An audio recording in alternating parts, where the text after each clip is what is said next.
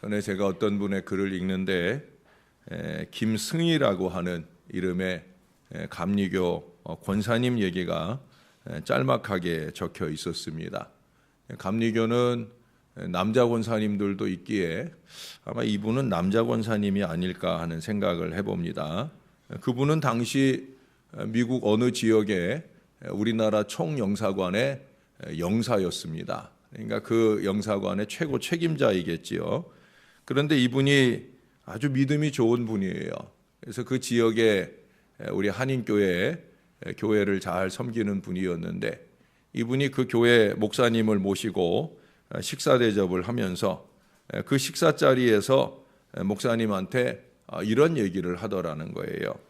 자기 같은 외교관들은 대부분 대사로 승진하는 것이 승진하는 것에 관심을 갖는데 자신은 대사보다도 외무부 신우회, 외무부는 신우회를 신우회라고 안 하고 선교회라고 하는데 그 선교회 모임의 회장이 되어 보는 게 그게 자기의 꿈이라고 그렇게 말을 하더랍니다.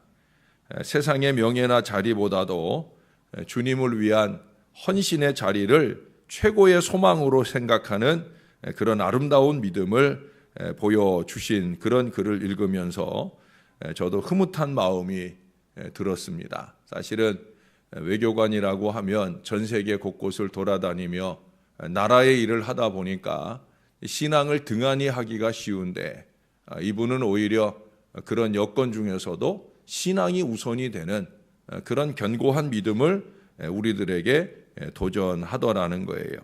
이런 믿음의 사람은 바빠서라는 핑계를 대고 주의를 빼먹는 일은 절대 하지 않을 거예요. 그 바빠서의 이유가 직장 상사의 눈도장을 찍는 일이나 일가 친척의 경조사의 얼굴을 내미는 일이나 몇 푼 물질을 더 만져보는 것일진데 우리 하나님의 눈도장을 찍고 하나님 앞에 모습을 보이며 하나님의 더 큰 축복의 보장을 받는 일에 비길 수는 없는 일인 것이죠. 그게 우선이 되는 믿음이 참 믿음 아니겠어요? 그러나 요즘은 너무 쉽게 주의를 범하게 됩니다. 이제는 저 역시도 바빠서라는 이 한마디에 쉽게 수긍을 하게 되는 그런 처지에까지 이르게 되었습니다. 이제 갓 예수를 믿기 시작한 사람들이 보이는 태도가 아닙니다. 교회 안에 소위 지도적 위치에 있는 헌신자들조차도 주일 불성수가 삶이 되고 있는 그런 실정이라는 거예요. 또 주일날 그저 낮예배 한번 빼꼼히 드리고는 그걸로 교인의 의무를 다한 것 같은 어리석음들이 넘쳐나고 있다라고 하는 거예요. 문제는 그러고도 아무렇지도 않아요. 물론 그들은 그런 얘기를 합니다. 오후에 예배 앉아가지고 삐꾹삐꾹 졸고 앉아 있느니 차라리 잘 쉬고 남은 6일을 좀 잘 살아보려 합니다 라고 말하는 분들도 있어요. 뭐 일리가 없는 얘기는 아닐 거예요. 그러나 그럼에도 불구하고 우리는 주일을 주일되게 해야 된다는 거예요. 오늘 본문은 느헤미야의 이 신앙개혁의 중요 주제 중에 하나인 이 안식일 문제를 다루고 있습니다. 제가 오늘 우리가 함께 불렀던 43장, 44장 여러분들은 잘 안 부른 찬양인지 모르지만 저는 자주 부른 찬양이거든요. 우리가 어제 주일을 지나고 오늘 부르기에는 좀 안 맞는 찬양일 수도 있지만 주일 찬양입니다. 안식일 찬양이에요. 가장 복된 날이라고 선포하는 날이고 그날을 잘 지켜서 하늘복을 받아 누리자 하는 고백의 찬송입니다. 찬송 그대로입니다. 여러분, 찬송은 곡조 있는 하나님의 말씀이에요. 우리는 찬송 속에서 말씀에 도전을 받고 도전받은 말씀을 삶으로 살아내야 되는 거예요. 예수 믿는 사람이 말씀을 무시하고 그러고 하나님의 말씀에 보장된 약속과 축복을 받는다는 건 그건 모순이죠. 이 안식일에 대한 주제도 마찬가지입니다. 그래서 느헤미야는 이 문제로 이스라엘 백성들을 거듭 경계하고 꾸짖으며 구체적인 실천을 아주 강경한 태도로 오늘 추진하는 걸 보여줍니다. 여러분 17절에 보시면 가장 직접적인 추궁의 대상은 역시 귀인들이에요. 유다의 모든 귀인들을 꾸짖었다. 예? 여러분, 이 사람들 같이 되어서는 안 됩니다. 삶의 위치는 귀인일지 몰라도 하나님 앞에는 천인이 되는 이런 인생이 되면 안 되는 거예요.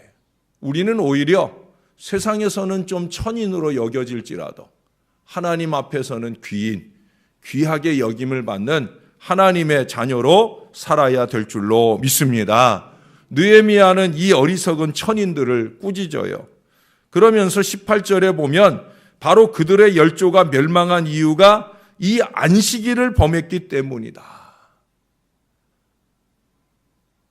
이제 이런 어리석음을 반복하여 더 큰 진노를 자초하려느냐, 그러면서 강력하게 꾸짖고 있는 거예요. 오늘 본문에는 여기 16절에 두로 사람들을 비롯해서 대부분 생계를 목적으로 해서 안식일이 범해집니다. 처음에는 이방인들만 안식일을 범하던 것이 이제 그들의 물건을 사고 팔면서 자연히 유대인들까지도 동일한 안식일을 범하게 되는 거예요. 느헤미야는 좀 더 적극적으로 이 안식일을 범하지 않도록 하기 위해서 안식일에 예루살렘 모든 성문을 다 닫아버려요. 절대 열지 않도록, 또 그곳에 물건이 드나드는 일이 없도록 그렇게 강력하게 처리를 하는 걸 보게 됩니다. 물건을 팔고 사는 경제활동이 꼭 필요한 일이기는 하지만 주일에는 안 된다라는 거예요. 여러분, 아직도 우리나라의 그 고신측, 보수적인 고신측, 주로 이제 부산 지역을 중심으로 경남 지역에 퍼져 있는 고신측 교회나 교인들은 주일에 물건을 사고 파는 일들을 금지하고 있어요. 오늘날까지 이 원리를 적용해서 살기는 어려울 거예요. 그 나름대로 그분들은 자신들의 그 보수적 신앙에 근거해서 바로 이런 말씀에 근거하는 거죠. 주일에는 매매하지 않는 그런 철저한 신앙 준수를 노력하는 거예요. 오늘날 그런 여건까지 우리가 다 따라가기는 어렵다 할지라도 할 수 있으면 지켜내려고 해야 되는 거죠. 제가 교육전사로 헌신했던 교회도 담임 목사님이 주일 매매를 금지했어요. 주일날에는 일절 매매하지 않도록, 뭘 사거나 팔거나 하지 않도록. 그래서 제가 교육전사할 때 참 많이 힘들었어요. 아침은 아침에 이제 새벽같이 그 교회로 가야 되기 때문에 아침을 못 먹고 가거든요. 그러면 점심은 또 그 교회는 점심을 국수로 해요. 국수 한 그릇 먹고, 그리고 이제 저녁 예배 때까지, 배를 쫄쫄 굶고 저녁 예배 끝날 때까지는 주일 성수가 되는 거니까, 그때까지 이제 아무것도 못 먹고 있자니 얼마나 힘들었겠어요, 제가. 그러니까 제가 그렇게 힘들 거를 알고 그 교회 집사님이 그러더라고요. 목사님, 전사님, 제가 대신 재질게요. 그러면서 그분이 집에서 자기가 저녁 준비를 해서 매일 저녁을 대접을 해 주셨어요. 그래서 제가 몇 달 지나고 나서는 그래도 숨통이 트여졌는데, 그것만 아니에요. 또 우리 청년들이, 우리 전사님 점심 국수 한 그릇 먹고 저 큰 덩치가, 제가 그땐 지금보다 한 15kg, 20kg 더 나갈 때거든요. 0.1톤 나갈 때인데 얼마나 더 많이 배가 고프겠어요. 그러니까 우리 청년들이 저녁 예배 끝나고 나면 우리 전사님 식사 대접해서 보내야지, 안 그러면 가다 쓰러진다고. 그래가지고 저녁 때 항상 끝나고 나면 그 분식집에 가서 그렇게 떡볶이도 먹고 이랬던 추억이 지금 이 얘기 하다 보니까 생각이 나네요.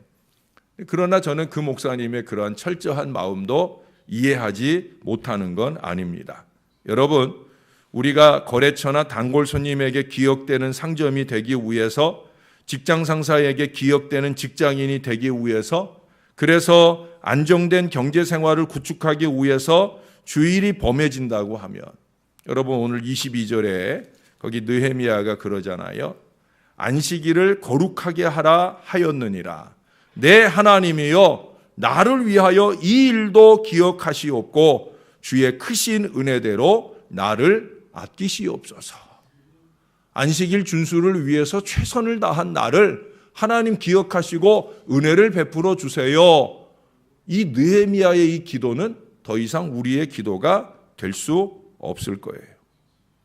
우리의 삶의 목표가 신앙의 목표를 앞설 때 우리는 결코 우리에게 큰 은혜대로 우리를 아껴주시는 그 하나님을 기대할 수 없을 거라는 거예요. 우리 어제 오후에도 여호와는 나의 목자시니, 제가 여러분에게 전에도 한번 들려드린 얘기를 우리 허 목사님이 한 번 더 들려주셨는데, 여호와는 나의 목자시니 그거면 됐지 뭐 다른 게 필요하겠냐. 근데 사실 우리 신앙이 정말 그래요? 여호와가 나의 목자 아니라도 얼마든지 살궁리를 찾아가는 게 우리네 삶의 모습이 아니냐는 거예요. 삶의 목표가 신앙의 목표보다 항상 우선되는 어리석음으로 살고 있지 않느냐. 말로는 하나님을 의지한다 해놓고는 삶의 방식은 여전히 세상과 타협을 위해서 주를 위해 구별된 이 날조차 마음대로 도적질해 버린다고 하면 우리의 그 위선된 신앙에 따라 하나님은 책임적 자리에 계실 수 없을 거예요. 저나 여러분은 하나님이 책임져 주는 인생이 되고 싶지 않으십니까? 우린 그런 신앙을 살고 있잖아요. 근데 과연 정말 하나님이 책임져 줄 만한 신앙 인생의 전적 의지가 우리에게 있느냐는 거예요. 기껏해야 일주일에 하루, 그것도 예배하는 한두 시간 가지고 뭘 그렇게까지 말씀하시느냐라고 하실 분들이 있을지 모르겠어요. 그런 분들을 위해 이런 얘기가 있어요. 어느 마을에서 황소를 훔친 도둑이 경찰에게 잡혔어요. 그래 경찰에게 잡혀가지고 한다는 변명이 그렇습니다. 저는요 그냥 고삐를 하나 끌고 왔을 뿐인데 고삐 끝에 소가 따라올 줄 누가 알았어요. 저는 그냥 고삐 하나 끌고 온 것 뿐이에요 라고 말하더랍니다. 그러니까 경찰서장이 씩 웃으면서 그러더라는 거예요. 우리도 당신을 잡아올 생각이 없었어요. 우리는 당신 손모가지에 수갑 하나 채워서 그저 손목 하나 끌고 왔을 뿐인데 당신 왜 따라왔어? 우리는 그저 당신 손을 그저 감옥에 가둘라는 건데, 우리는 그것뿐이요 라고 얘기를 하더랍니다. 손모가지 하나 수갑 채워 넣을 뿐인데 그 몸은 왜 따라왔느냐. 경찰이 조소하며 들려주는 이 얘기를 우리는 심각하게 사실은 들어야 되는 거예요. 사단은 그렇게 우리를 죄악의 올무로 깊이 쳐넣는 수단을 시작을 하는 거예요. 그저 주일 하루, 그저 예배 한두 시간, 그거 빠져먹었다고 라는 생각으로부터 시작해서 우리는 함부로 주의 말씀을 무시하고 내 맘대로 사는 일에 익숙해져 갈 수 있다라는 사실이에요. 그것의 더 큰 문제는 뭐냐? 하나님께서 우리를 잡고 계시는, 우리가 볼 때는 작아 보이지만 가장 큰 능력으로 역사하는 그분의 손길을 우리가 스스로 놓고 있다는 사실이에요. 주일 한두 시간 놓는 걸로 끝나는 것이 아니라 어쩌면 그것이 영원히 될 수도 있는 그런 어리석음을 우리가 범해가고 있다는 거예요. 우리 하나님을 의지하려고 하면 주일 성수부터 될 수 있어야 합니다. 작은 한두 시간, 아니 그 시간을 좀 더 넓혀서 주일 하루를 온전히 주님께 드리고 그리고 남은 6일을 책임져 주시기를 바라는 그 믿음이 저와 여러분, 우리의 자손들에게 있어야 될 줄로 믿습니다. 아일랜드 민요시에 이런 시가 있어요. 일하기 위해 시간을 내라. 그것은 성공의 조건이다. 생각하기 위해 시간을 내라. 그것은 능력의 근원이다. 운동하기 위해 시간을 내라. 그것은 끊임없이 젊음을 유지하는 비결이다. 독서하기 위해 시간을 내라. 그것은 지혜의 원천이다. 친절하기 위해 시간을 내라. 그것은 행복으로 가는 길이다. 꿈을 꾸기 위해 시간을 내라. 그것은 대망을 품는 것이다. 사랑하고 사랑을 받는 데 시간을 내라. 그것은 구원받은 자의 특권이다. 주위를 살펴보는 데 시간을 내라. 이기적으로 살기에는 너무나 짧은 하루이다. 웃기 위해 시간을 내라. 그것은 영혼의 음악이다. 자, 이제 마지막 한 줄이 중요합니다. 하나님을 위해 시간을 내라. 그것은 인생의 영원한 투자이다. 하나님을 위해 시간을 내라. 그것은 인생의 영원한 투자이다. 여러분, 우리가 하나님을 위해 주일을 드리게 되어지면 하나님은 우리를 위해 이 남은 6일 동안을 열심히 일해 주실 줄로 믿습니다. 그래서 주일 성수가 돼야 되는 거예요. 남은 6일 동안 하나님이 섭리하시고 역사하시고 당신의 큰 은혜를 우리에게 베풀어 주셔야 되기 때문에, 그래서 우리가 주일을 지켜내야 되는 거예요. 모쪼록 저와 여러분이 그 크신 하나님의 은혜를 다 받고 누리는 건강한 믿음의 백성들이 다 되시기를, 주일이 주일되게, 주일에 드리는 모든 예배가 예배답도록 하나님 앞에 올려드리고, 그날 우리에게 주시는 말씀을 한 주간의 삶 동안에 열심히 실천하면서 하나님 예비하신 만복을 마음껏 누리시는 우리 하나님의 백성들이 다 되시기를 예수님의 이름으로 간절히 축원합니다. 기도하겠습니다. 아버지, 감사합니다. 아버지, 하나님의 은혜 안에 우리가 살게 하신 것 감사합니다.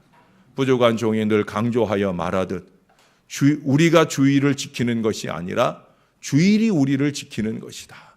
우리가 주일을 지켜낸 그 믿음 때문에 하나님께서 월요일부터 토요일까지 이 6일 동안을 우리 가운데 책임져 주시고 함께 하시며 놀라운 은혜를 베풀어 주시는 줄로 믿습니다. 이 믿음이 견고한 이 새벽 교인들에게는 사실 의미 없는 오늘 말씀이 될 수도 있겠습니다. 그러나 이 말씀이 우리만 새길 것이 아니라 우리의 자녀손들에게도 새겨주는 말씀이 되게 하여 주시옵소서. 아니, 범사에 우리의 삶의 방식이 삶의 목표를 위해서 하나님의 목표를, 신앙적인 목표를 내팽개치는 인생이 아니라 신앙적인 올바른 말씀의 실천을 위하여 삶에 어그러진 더러운 습관들을 씻어낼 수 있는 건강한 신앙을 살게 하여 주옵소서. 우리는 늘 말씀 앞에 섭니다. 그 말씀대로 살아보려고 말씀 앞에 서는 것입니다. 말씀을 무시한 채로 우리 신앙이 어찌 신앙이라 할 수 있겠습니까? 작은 것 한 말씀이라도 그 말씀을 가슴에 새기고 삶의 실천을 위해 몸부림칠 수 있는 이 부족한 종, 또 여기 사랑하는 주의 모든 자녀들이 되게 하여 주옵소서. 말씀은 시사선택이 없습니다. 작은 것 하나라도 내 마음대로 버리고 취할 것이 없습니다. 하나님의 말씀은 살았고 운동력이 있는 모든 말씀은 하나도 빠짐없이 우리의 삶에 지켜내고자 몸부림쳐야 될 줄로 믿습니다. 내가 지킬 수 있는 것은 강조하고 내가 지킬 수 없는 것은 내팽개치고, 그것은 하나님의 말씀이 아닙니다. 하나님의 말씀이 부족한 종의 입을 통해 선포되어질 때 이 하나님의 말씀을 하나님의 말씀으로 받고 온전하게 순종하고 실천하는 믿음을 살게 하여 주옵소서. 작은 것을 포기하지 않는 믿음을 통해 큰 하나님의 축복을 받아 누리는 하나님 나라의 귀한 백성들 될 수 있도록 축복해 주시옵소서. 이 한 주간도 그렇게 주님이 우리 손 잡아주시는, 그래서 우리를 쉴만한 물과 푸른 초장으로 이끄시는 은혜의 한 주간으로 잘 살아가도록 주님 우리와 함께하여 주시옵소서. 예수님의 이름으로 기도합니다. 아멘.